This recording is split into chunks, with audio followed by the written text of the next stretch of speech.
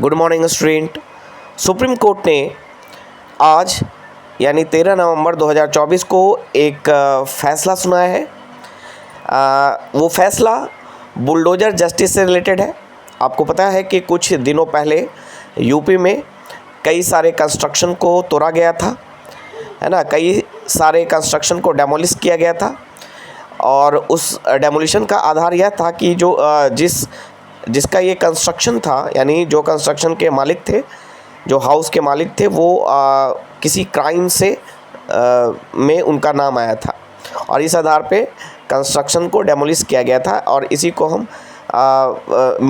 को bulldozer justice के रूप में जाना जा रहा था, है ना। और इसी पर सुप्रीम कोर्ट ने एक फ़ैसला सुनाया है। तो सुप्रीम कोर्ट का कहना है कि बिना ड्यू प्रोसेस को यूज किए हुए, ड्यू प्रोसेस ऑफ लॉ को बिना फॉलो किए हुए अगर किसी प्रॉपर्टीज़ को, सिटीजन के प्रॉपर्टीज़ को अगर डेमोलिश किया जाता है ना, सिर्फ इस आधार पे कि वो सिटीजन किसी क्राइम में इन्वॉल्व है, तो ये रूल ऑफ लॉ के अगेंस्ट है। यानी आर्टिकल 14 में रूल ऑफ लॉ की बात की गई है, अनुच्छेद 14 में, है ना, रूल ऑफ लॉ की बात की गई है। और सुप्रीम कोर्ट ने कहा कि ये जो बुलडोज़र जस्टिस है, यानी किसी भी सिटीजन के प्रॉपर्टीज़ को डेमोलिश करना इस आधार पे, सिर्फ इस आधार पे कि वो सिटीजन किसी केस में या किसी क्राइम में इन्वॉल्व है और बिना किसी ड्यू प्रोसेस ऑफ लॉ को फॉलो किए हुए, ये आर्टिकल 14 के अगेंस्ट माना जाएगा, यानी रूल ऑफ लॉ के अगेंस्ट माना जाएगा। और सुप्रीम कोर्ट ने ऑफिशियल्स को डायरेक्ट किया है, निर्देश दिया है कि वैसे ऑफिसर जो इसमें इंडल्ज होंगे, जो इसमें इन्वॉल्व होंगे, है ना, और तो उन्हें अकाउंटेबल माना जाएगा, है ना, उन्हें जिम्मेवार माना जाएगा। यानी सुप्रीम कोर्ट ने साफ तौर पर यह कह दिया कि जो बुलडोज़र जस्टिस है that is against rule of law, है ना, and it violates the principle of separation of power, है ना। यानी एग्जीक्यूटिव के द्वारा जजमेंट करना, जस्टिस करना, दैट इज़ नॉट डिज़ायरेबल, है ना, under the principle of separation of power. Supreme court ने कहा, सुप्रीम कोर्ट ने इस रिगार्ड में कुछ डायरेक्शन दिए हैं, है ना। मतलब किसी भी प्रॉपर्टी को डेमोलिश करने से पहले आपको कुछ डायरेक्शन फॉलो करने होंगे। आर्बिट्रली आप किसी भी प्रॉपर्टी को डेमोलिश नहीं कर सकते हैं। ये जो फैसला आया है वो जो बेंच है उसमें BR गवई जस्टिस हैं, KV विश्वनाथन है। उन्होंने BR गवई और KV विश्वनाथन ने के बेंच ने यह फैसला सुनाया है कि the executive can not become a जज and decided that a person's accused is guilty. यानी जो एग्जीक्यूटिव हैं, जो हमारे कार्यपालिका हैं, जो गवर्नमेंट के लोग हैं, जो गवर्नेंस में भाग ले रहे हैं, जो अथॉरिटीज़ हैं, वो किसी भी पर्सन के लिए यह डिसाइड नहीं कर सकती कि वो गिल्टी है, यानी उसके क्राइम को साबित नहीं कर सकती है ना। और इसीलिए उन्हें पनिश करने का अधिकार नहीं है ना। उनके रेसिडेंट्स को, कमर्शियल प्रॉपर्टीज़ को डेमोलिश करना एग्जीक्यूटिव के जुरिस्डिक्शन में नहीं आता है। वो उन्हें पनिश इस तरह से नहीं कर सकते हैं। पनिश करने का अर्थ ये होगा कि आप उस पर्सन को एक्यूज साबित कर रहे हैं, है ना, गलत साबित ऑलरेडी कर रहे हैं, उसके गिल्ट को साबित कर रहे हैं, जो कि ये कोर्ट का काम है। Such an act of the executive would be transgressing its limit. यानी अगर ऐसा करते हैं एग्जीक्यूटिव, तो ये अपने लिमिट को, अपनी सीमा को, जो उनका जुरिस्डिक्शन है, उसको उसके दायरा को लांघेंगे, अपना जो पावर है उसको ब्रीच करेंगे। सुप्रीम कोर्ट ने कहा, है ना, कि हम लोगों ने यह कंक्लूड किया है, यानी सुप्रीम कोर्ट के बेंच ने कहा कि हम लोगों ने यह कंक्लूड किया है कि अगर एग्जीक्यूटिव इस तरह का कोई आर्बिट्री एक्शन लेता है और आर्बिट्री मैनर में कोई किसी भी हाउस को डेमोलिश करता है, सिर्फ इस ग्राउंड पे कि जिसका हाउस है वो एक्यूज है किसी क्राइम में, then it will be contrary to the principle of rule of law, यानी रूल ऑफ लॉ के अगेंस्ट होगा, रूल ऑफ लॉ के सिद्धांत के अगेंस्ट होगा ये। और हम लोग का यह मानना है कि ऐसे मामलों में जो पब्लिक ऑफिशियल इसमें इन्वॉल्व होंगे, है ना, जो लॉ को अपने हाथ में ले रहे हैं, वो अकाउंटेबल होंगे, वो जिम्मेदार होंगे, है ना। बेंच ने यह भी कहा कि if the executive acts as a जज and inflicts penalty of demolition on the citizen on the ground that he is an accused, it violates the principle of separation of law. हमने पहले ही discuss किया है कि ये ऐसा अगर executive फैसला सुनाने लगे और सज़ा सुनाने लगे तो ये सेपरेशन ऑफ पावर, जो one of the basic principle of our constitution है, उसको ब्रीच करता है, उसको उस प्रिंसिपल को वायलेट करता है। ऐसा कहा सुप्रीम कोर्ट ने।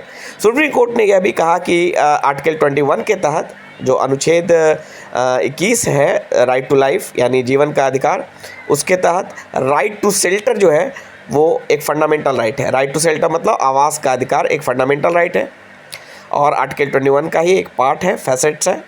और ऐसे में किसी भी इनोसेंट पीपल को उनके फंडामेंटल राइट से डिप्राइव करना, है ना, उनके जो मौलिक अधिकार है उससे उनको वंचित रखना, उनके शेल्टर को डिस्ट्रॉय करके, ये है इसको माना जाएगा अनकॉन्स्टिट्यूशन यानी गैर असंवैधानिक माना जाएगा। और इसके लिए, है ना, जो ऑफिशियल्स ऐसा करेंगे वो जिम्मेवार होंगे। जजमेंट में यह भी कहा गया कि इवन द एक्यूज और the convict have certain rights. अगर मान लीजिए कोई व्यक्ति क्रिमिनल है ना, मतलब किसी क्राइम भी किया है, तब भी उसके पास कुछ राइट है। आपने आर्टिकल 21 का हवाला दिया है। 21 में इवन दो एक्यूज है उनके पास भी कुछ फंडामेंटल राइट है, मौलिक अधिकार हैं, और उस केस में भी, है ना, उनके पास कॉन्स्टिट्यूशनल प्रोविजंस हैं, है ना, और क्रिमिनल लॉ है उनको प्रोटेक्ट करने के लिए। उन्होंने कहा कि the state and its officials can not take arbitrary and excessive measures against the accuse or for that matter even against the convict without following the due process as section by law. अगर किसी ऐसा law में नहीं लिखा हुआ है कि आप कोई क्राइम करता है और उसके घर को आप नहीं मतलब तोड़ सकते हैं, अगर किसी लॉ में ऐसा नहीं लिखा हुआ है तो कोई भी स्टेट या उसका जो ऑफिशियल्स है ऐसा एक्शन नहीं उठा सकता है।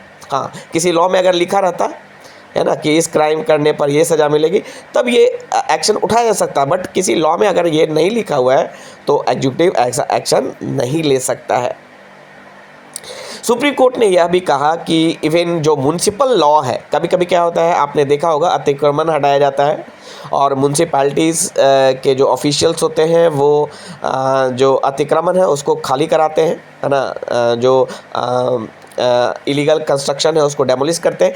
तो सुप्रीम कोर्ट ने कहा इवन म्युनिसिपल लॉ के तहत अगर डेमोलिशन होता है तो उस केस में भी रूल ऑफ लॉ प्रिंसिपल को फॉलो करना है। यानी आपको सर्टेन, अगर कोई कंस्ट्रक्शन है ऐसा इसको आपको डेमोलिश करना है तो उसके लिए भी आपको एक प्रॉपर गाइडलाइन फॉलो करते हुए करना है ना। जैसे कि अगर किसी एक पार्ट को हटाना है, कंस्ट्रक्शन के किसी एक पार्ट को हटाना है, तो ऐसा नहीं कि पूरा कंस्ट्रक्शन ही आप तोड़ दें, सिर्फ एक पार्ट को हटाएं।